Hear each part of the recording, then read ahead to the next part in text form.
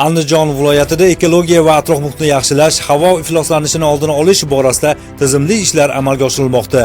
Xususan Andijon viloyati hokimining topshirig'iga asosan viloyatda tungi va kunduzgi ishchi guruhlari tuzilib, hududlarda profilaktik reyd tadbirlari o'tkazilmoqda. Xususan joriy yilning 1-dekabr kunidan 2-dekabr kuniga o'tar kechasi tungi ishchi guruh tomonidan Andijon hamda Buloqboshi tumanlarida o'tkazilgan reyd tadbirlari natijasida noqonuniy faoliyat yuritayotgan 8 ta ohak sexlari aniqlanib, ushbu sexlar zudlik bilan buzib tashlanib, barcha noqonuniy qurilmalar yo'q qilindi.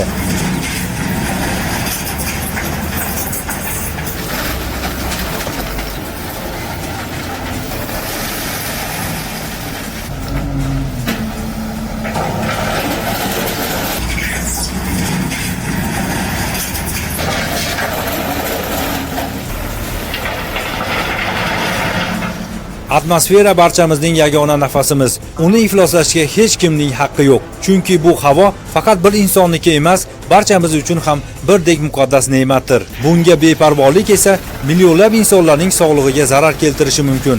Tabiat bunga chidaydi deb o'ylash xato. Tabiat jim, lekin javobi qattiq bo'ladi. Ishchi guruhlar tomonidan reyd tadbirlari davom etmoqda.